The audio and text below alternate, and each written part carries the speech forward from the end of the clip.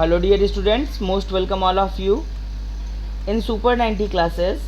Today we will work on the class 12th topic capacitor and its principle.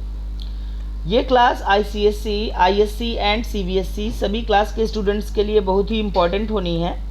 साथ ही साथ में JEE, neat and competitive exams के student के लिए भी ये इम्पॉर्टेंट टॉपिक होना है। तो let us proceed on this topic, that is the capacitor.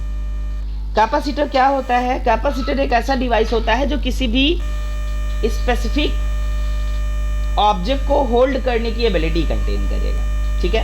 That is known as capacitor, यानी holding capacity of any object is known as capacitor. किसी भी चीज को होल्ड करने की एबिलिटी जो होती है that is known as the capacitor. अब देखिए यहाँ पर आपको बताया जा रहा है if there are two plates, first plate is A and second plate is B. First plate पे आपने पॉजिटिव चार्ज दे दिया, तो अब इस पॉजिटिव के रीजन से इस सेकंड प्लेट के सभी नेगेटिव चार्जेस इधर आ जाएंगे और पॉजिटिव चार्जेस आपके इधर आ जाएंगे। तो ये जो पॉजिटिव एंड नेगेटिव चार्जेस आपको मिल रहे हैं, ठीक है, ये आपके डिस्ट्रीब्यूट हो जाएंगे ऑन द पोल्स। यहाँ पर इस पॉजिटिव के रीजन से सारे नेगेटिव्स इधर आ जाएंगे और पॉजिटिव्स इधर आ जाएंगे। अब देखिए हम क्या करते हैं, इस पोल को हम अर्थ से कनेक्ट कर देते हैं और अर्थ से कनेक्ट होने पर सारा का सारा पॉजिटिव चार्ज जो होता है वो ग्राउंड के अंदर मूव कर जाता है। और अगर वो ग्राउंड के अंदर मूव कर गया तो आप समझ सकते हो this whole surface is positively charged and this whole surface is negatively charged. और इन्हीं के बीच में चार्जेस को हम स्टोर करते हैं। किस तरीके से, हम नेक्स्ट पार्ट में इसे देखते हैं। सबसे पहले देखिए इसके बेसिस पे कंक्लूजन निकलता है क्या, capacitance of insulated conductor is increase. किसी भी स्पेसिफिक इंसुलेटेड कंडक्टर के कैपेसिटेंस को हम इंक्रीज कर सकते हैं अगर उसको एक अनचार्ज्ड अर्थ कंडक्टर के कांटेक्ट में लेकर के आया जाता है तब, ठीक है। तो यही जो होता है आपका प्रिंसिपल ऑफ कैपेसिटर होता है, यानी एक अनचार्ज्ड अर्थ कंडक्टर को किसी इंसुलेटेड कंडक्टर के कांटेक्ट में ले आने पर हम उसे कैपेसिटर में कन्वर्ट कर सकते हैं, यानी हम उसे इलेक्ट्रिकल कैपेसिटर बना सकते हैं जिसमें चार्ज को इजीली हम क्या कर सकते हैं, स्टोर कर सकते हैं। अब यहाँ पर इसका प्रॉपर्टी देखिए क्या है। यहाँ पर ये पॉजिटिव चार्ज था, ये नेगेटिव चार्ज था। इलेक्ट्रिक फील्ड अप्लाई की आपने इस तरीके से और प्लेट्स का एरिया ई था और इनके बीच का डिस्टेंस सेपरेशन डी था। We are discussing about the parallel plate capacitor. तो आप देखिए ये जो पॉजिटिव पोल आपको दिया गया है ये सारे नेगेटिव चार्जेस को एक तरफ अट्रैक्ट कर ले रहा है और ये नेगेटिव पोल जो है ये सारे पॉजिटिव चार्जेस को एक तरफ अट्रैक्ट कर ले रहा है। तो ये पॉजिटिव नेगेटिव्स को अट्रैक्ट कर रहा है और ये नेगेटिव जो है आपका वो पॉजिटिव्स को अट्रैक्ट कर रहा है। इस तरीके से आप बीच के क्राइटेरिया में चार्जेस को स्टोर करके रख सकते हैं। तो आपको बताया जा रहा है a capacitor is a system of two conductors separated by insulator. किसी इंसुलेटर, यहाँ पर इंसुलेटर कौन है, एयर है, ठीक है ना, या फिर आप अदर कोई मटेरियल भी यहाँ पर अप्लाई कर सकते हैं। It is arrangement for storing large amount of electric charge and hence electrically energy is in A small place. Small place होगा ये आपका, तो स्मॉल प्लेस में इलेक्ट्रिकल एनर्जी को स्टोर करने के लिए एक्सटेंड चार्जेस को हम यहाँ पर स्टोर करने का वर्क करते हैं। अब देखिए इलेक्ट्रिकल कैपेसिटेंस के कुछ एग्जांपल्स आप मदरबोर्ड्स या कोई डिवाइस वगैरह जब देखते हो घरों में तो आप इस चीज़ को जरूर देखे होगे कि इस तरीके से बहुत छोटे छोटे डिवाइसेस लगे हुए होते हैं। ये सभी क्या होते हैं, आपके प्रैक्टिकल एग्जांपल्स होते हैं कैपेसिटर के।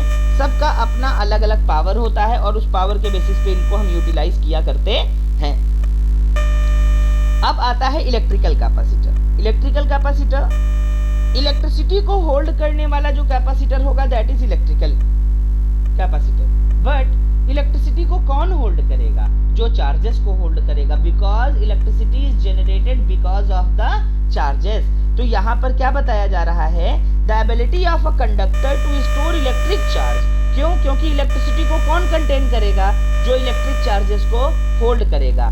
तो the ability of conductor to store electric charge is called electrical capacitance. जो कंडक्टर इलेक्ट्रिकल चार्जेस को स्टोर करने की एबिलिटी कंटेन करते हैं those are known as electrical capacitor and this property is known as electrical capacitance. अब देखिए charges की value depend किस पे करेगी, Q is directly proportional to capital V। Capital V मतलब पोटेंशियल डिफरेंस। पोटेंशियल डिफरेंस जितना ज्यादा होगा, पोटेंशियल डिफरेंस का मतलब the slope on which charges flows. Slope जितना ज्यादा होगा चार्जेस उतने ज्यादा फ्लो करेंगे। तो तो आप समझ सकते हो Q is directly proportional to V, यानी पोटेंशियल डिफरेंस जितना ज़्यादा होगा आपके Q की वैल्यू भी उतनी ही ज़्यादा होगी। और जब प्रोपोर्शनलिटी का साइन आप हटाओगे तो इक्वल्स टू CV मिल जाएगा, Q equals to CV, where C is constant that is called electrical capacitance. तो C इक्वल्स टू क्या मिल गया आपको, Q बाई V। तो यहाँ पर आपको देखो क्या मिला, Q बाई V। अगर इसकी यूनिट देखते हैं तो Q की यूनिट होती है कूलम एंड वोल्ट की यूनिट होती है V की यूनिट होती है वोल्ट। तो कूलम पर वोल्ट को हम लोग बोलते हैं फैरेड, और फैरेड को रिप्रेजेंट करते हैं कैपिटल F से। तो यहाँ पर आपको SI यूनिट के बारे में भी बता दिया गया। एक और बहुत इंपॉर्टेंट चीज़ जो आपको मिलती है वो क्या है, हम नॉर्मली सभी फार्मूलों में देखते हैं कि जो फार्मूला होता है उसमें जो क्वांटिटीज यूज की जाएंगी उसी पे डिपेंड करता है, बट कैपेसिटेंस ना तो Q पे डिपेंड करता है और ना ही V पे डिपेंड करता है, यानी पोटेंशियल और चार्जेस दोनों पे ही डिपेंड नहीं करेगा। क्यों? क्योंकि ये एक रेशियो है और ये एक कांस्टेंट वैल्यू है। तो गाइज आई होप सो आज की क्लास आपने प्रॉपर मैनर में एंजॉय की होगी और आपने अच्छे से कैपेसिटर के कॉन्सेप्ट को देखा और समझा होगा।